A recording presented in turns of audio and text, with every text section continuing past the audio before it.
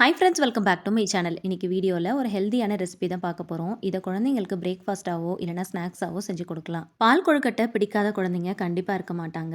அந்த மாதிரி குழந்தைங்களுக்கு கண்டிப்பாக அந்த ரெசிபி ரொம்பவே பிடிக்கும். இந்த ரெசிபி சின்ன குழந்தைங்கலேருந்து பெரியவங்க வரைக்கும் எல்லாரும் லைக் பண்ணி சாப்பிட்ற மாதிரி ஒரு ரெசிபியாக இருக்கும். ஹெல்தியான ரெசிபியும் கூட. இந்த ரெசிபி செய்யறதுக்கு ஒரு மாவு ரெடி பண்ணணும். அதை வீட்டில் எப்படி ஈஸியாக ப்ரிப்பேர் பண்ணலாம் அப்படிங்கிறதையும் வீடியோவில் சேர்த்து ஷேர் பண்ணியிருக்கேன். ஸோ வீடியோவை ஸ்கிப் பண்ணாமல் பாருங்கள். அப்போ தான் செய்யும் போது ஈஸியாக இருக்கும். ஸோ வீடியோக்கு போகிறதுக்கு முன்னாடி ஃபர்ஸ்ட் சேனலை பார்க்குறீங்கன்னா ப்ளீஸ் சப்ஸ்கிரைப் பண்ணிக்கோங்க. பக்கத்தில் இருக்கிற பெல் பட்டனையும் ப்ரெஸ் பண்ணிக்கோங்க. ஹெல்தியான இந்த ரெசிபியை ஈஸியாக செஞ்சிடலாம். சிம்பிளான இன்கிரியன்ஸ் தான் நம்ம யூஸ் பண்ண போகிறோம். வாங்க எப்படி செய்யுதுன்னு பார்க்கலாம்.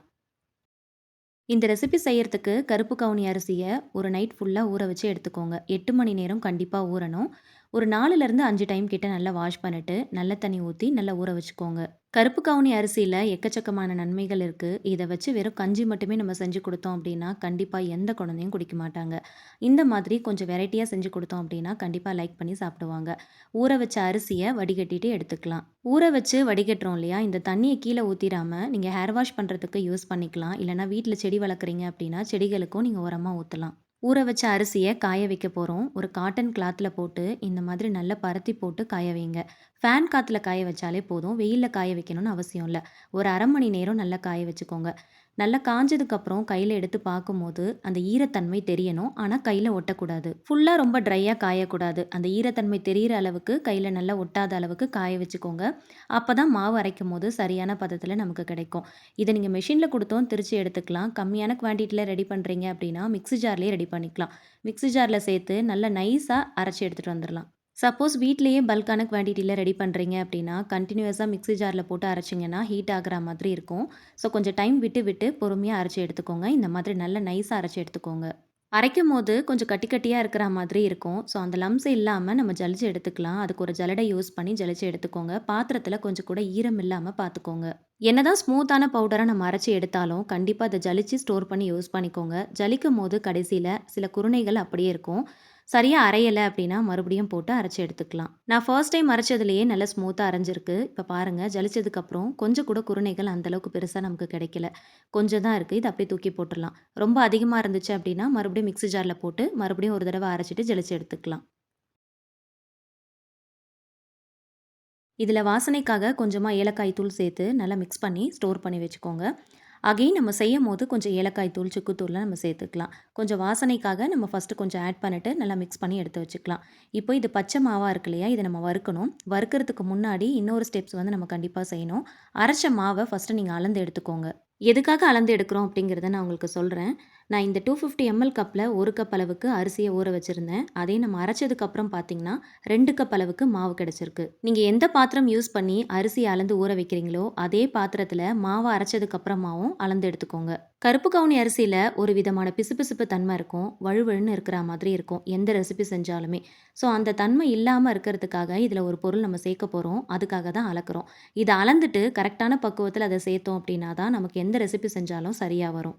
அளந்துட்டு அதே பவுலில் சேர்த்துக்கலாம். 1/2 கப் அளவுக்கு அரிசி மாவு சேர்த்துக்கலாம். வறுக்காத அரிசி மாவே சேர்த்துக்கோங்க. சேர்த்துட்டு ஒரு விஸ்க் வச்சு 2 மாவையும் நல்லா சேர்த்து கலந்து விடுங்க. 2 கப் கருப்பு கவுனி அரிசி மாவுக்கு 1/2 கப் அளவுக்கு அரிசி மாவு சேர்த்திங்கன்னா சரியாக இருக்கும். அதிகமாக சேர்த்துட்டாலும் அந்த அரிசி மாவுடைய சுவை தான் நமக்கு அதிகமாக தெரியும். அந்த கருப்பு கவுனி அரிசியுடைய அந்த டேஸ்ட் நமக்கு சரியாக தெரியாது. ஸோ அதனால் 2 கப் மாவுக்கு 1/2 கப் அளவுக்கு சேர்த்திங்க அப்படின்னா பிசுபிசுப்பு தன்மை, அந்த வழுவழுப்பு தன்மை இல்லாமல் இருக்கும். நமக்கு கருப்பு கவுனி அரிசியுடைய முழு டேஸ்ட்டும் அப்படியே நமக்கு தெரியும். பச்சை மாவா நீங்கள் அப்படியே யூஸ் பண்ணீங்க அப்படின்னா நமக்கு எந்த ரெசிபி செஞ்சாலும் சரியாக வராது. அதனால் மாவை லைட்டாக வறுத்துட்டு அதுக்கப்புறம் தான் நம்ம செய்யணும்.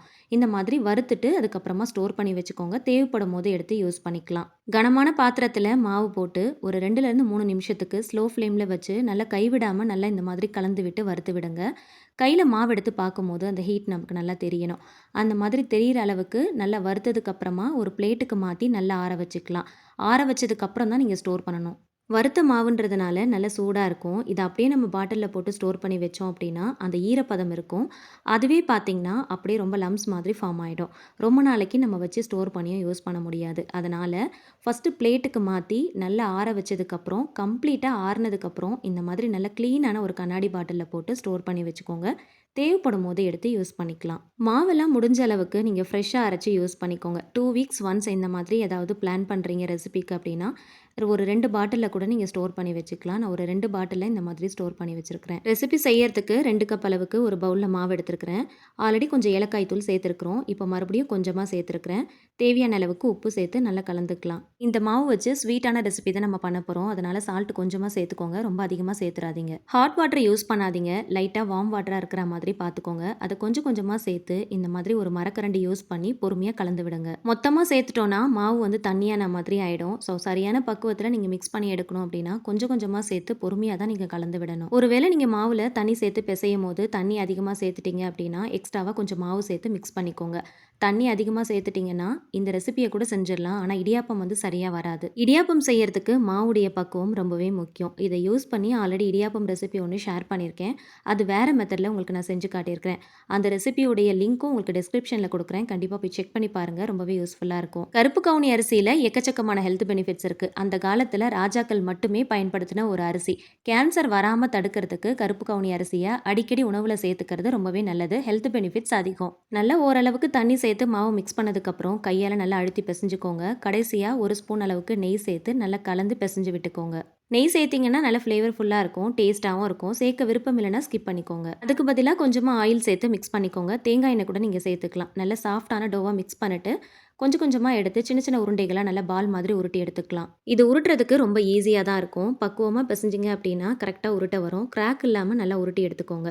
இந்த மாதிரி எல்லாத்தையும் உருட்டி ஃபஸ்ட்டு ஒரு பிளேட்டில் அடுக்கி வச்சுக்கோங்க. இது நம்ம ஒரு 15 மினிட்ஸுக்கு ஸ்டீம் பண்ணி எடுக்க போகிறோம். இந்த மாதிரி ஹோல்ஸ் இருக்கிற பாட்டாக பார்த்து எடுத்துக்கோங்க. இல்லைனா நீங்கள் இட்லி பிளேட் கூட யூஸ் பண்ணிக்கலாம். இதை ஒரு 15 நிமிஷம் நல்லா ஸ்டீம் பண்ணி எடுத்துக்கலாம். ரொம்ப நேரம் விட்டுட்டீங்க அப்படின்னா ஹார்ட் ஆயிரும். ஸோ அதனால் கரெக்டாக 15 நிமிஷம் ஸ்டீம் பண்ணி எடுங்க. ஸ்டீம் பண்ணதும் வெளியில் எடுத்து வச்சுருங்க. கொஞ்சம் நேரம் ஆறட்டும். இதை செய்யறதுக்கு பாத்திரத்தில் 1/2 லிட்டர் அளவுக்கு பால் சேர்த்துக்கலாம். மறுபடியும் கொஞ்சம் ஏலக்காய் தூளும் சுக்கு பொடியும் சேர்த்துக்கலாம். சேர்த்துட்டு நல்லா கலந்து விடுங்க. லைட்டாக ஒரு கொதி வந்ததுக்கு அப்புறமா நம்ம ஸ்டீம் பண்ணி வச்சிருக்கிற அந்த பால்ஸை இது கூட சேர்த்துக்கலாம். இதை சுட சுட சேர்க்காம கொஞ்சம் நல்லா ஆற வச்சதுக்கு அப்புறமா சேர்த்துக்கோங்க. சேர்த்துட்டு நல்லா கொதிக்க விடுங்க. பொதுவாக கருப்பு கவுனி அரிசியில் எந்த ரெசிபி செஞ்சாலும் ஒரு 15லேருந்து 20 நிமிஷமாவது வேக வைக்கணும். அப்போ தான் பிசுபிசுப்பு தன்மை இல்லாமல் இருக்கும். ஸோ இதில் வந்து ஸ்வீட்னஸ்க்காக 1/2 கப் அளவுக்கு நாட்டு சக்கரை சேர்த்துருக்கிறேன். சப்போஸ் வெல்லம் கருப்பட்டி சேர்க்குறதா இருந்துச்சுன்னா தண்ணி ஊற்றி கொஞ்சம் நல்லா கொதிக்க வச்சு அதை வடிகட்டிட்டு சேர்த்துக்கோங்க. இல்லைனா தெரிஞ்சு போன மாதிரி ஆகிடும். ஆல்ரெடி 15 நிமிஷம் நல்லா ஸ்டீம் பண்ணி தான் எடுத்துருக்குறோம். இந்த பாலில் சேர்த்துட்டு ஒரு 15 நிமிஷம் நல்லா வந்து கொதிக்க விடுங்க. நல்லா கொதிச்சு நல்லா வெந்து வந்துடும். இப்போ கடைசியாக ஸ்டவ் ஆஃப் பண்ணிவிட்டு ஓரளவுக்கு நல்லா ஆறுனதுக்கப்புறம் நல்லா திக்கான தேங்காய் பால் சேர்த்துக்கோங்க. தண்ணி சேர்க்காம நல்லா தலைப்பாலாக இருக்கணும். அதை சேர்த்து நல்லா கலந்துட்டு அதுக்கப்புறமா சர்வ் பண்ணிக்கலாம். தேங்காய் பால் சேர்க்கும் போதும் நமக்கு இந்த ரெசிபி சூடாக இருக்கக்கூடாது. நல்லா ஆறுனதுக்கு அப்புறம் தான் சேர்க்கணும். இல்லைனா தெரிஞ்சு போன மாதிரி ஆகிடும். இதை செஞ்சுட்டு இப்படியே சாப்பிட்லாம். இல்லைனா ஃப்ரிட்ஜில் வச்சு நல்லா சில்லுன்னு கூட நீங்கள் சர்வ் பண்ணிக்கலாம். கடைசியாக கொஞ்சமாக தேங்காய் துருவல் சேர்த்து சர்வ் பண்ணிங்கன்னா சாப்பிடும் போது இதோட சேர்த்து சாப்பிட்றதுக்கு ரொம்ப நல்லாயிருக்கும். கருப்பு கவுனி அரிசியை வச்சு வெறுமனே கஞ்சி மட்டும் செய்யாமல் இந்த மாதிரி டிஃப்ரெண்ட்டான ரெசிபியும் உங்கள் வீட்டில் இருக்கிற கிட்ஸுக்கு செஞ்சு கொடுங்க. கண்டிப்பாக விரும்பி சாப்பிடுவாங்க. நிறைய ஹெல்த் பெனிஃபிட்ஸ் இதில் இருக்குது. ஸோ குழந்தைங்களுக்கு அடிக்கடி இந்த ரெசிபியை செஞ்சு கொடுத்து அவங்களுடைய உணவுலையும் இந்த கருப்பு கவுனி அரிசியை சேர்த்துக்கோங்க. கருப்பு கவுனி அரிசியை வச்சு செஞ்ச இடியாப்பம் ரெசிபியோடைய லிங்க்கை டிஸ்கிரிப்ஷனில் மென்ஷன் பண்ணுறேன். செக் பண்ணி பாருங்கள். ரொம்ப ஹெல்த்தியான ஒரு ரெசிபி. இந்த மாதிரி இன்ட்ரெஸ்டிங்கான டிஃப்ரெண்ட்டான ஹெல்த்தியான ரெசிபிஸ் தெரிஞ்சுக்க சேனலை மறக்காமல் சப்ஸ்கிரைப் பண்ணிட்டு சப்போர்ட் பண்ணுங்கள். வீடியோ பிடிச்சா லைக் பண்ணி ஃப்ரெண்ட்ஸ் அண்ட் ஃபேமிலிஸ் கூட ஷேர் பண்ணிக்கோங்க. தேங்க்ஸ் ஃபார் வாட்சிங்.